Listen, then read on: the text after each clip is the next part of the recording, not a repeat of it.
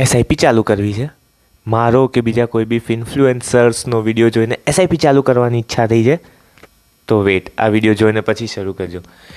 ઇન્ડિયામાં ઘણા બધા લોકો એવું છે ને, એસઆઈપી સ્ટાર્ટ તો કરી દે છે કોઈ બી ધમાધમ એપ ઉપર કે કોઈ બી એડવાઇઝર સાથે ધમધમાટ એસઆઈપી ચાલુ કરી દેશે. But the main question is that, શું તમારી પાસે ઇન્સ્યોરન્સ છે?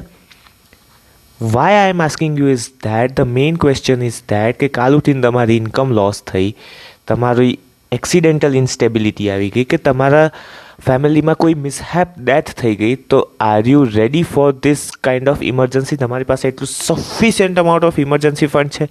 If yes, scroll this reel. If not, stayed it.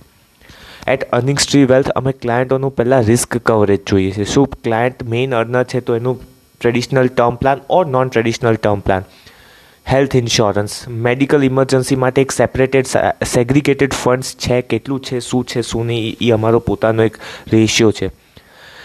ઘણા ચતુર્બુદ્ધિ લોકો એવું કહે છે કે સાહેબ ઇન્સ્યોરન્સમાં જરૂરત જ નથી, રિટર્ન્સ જ નથી.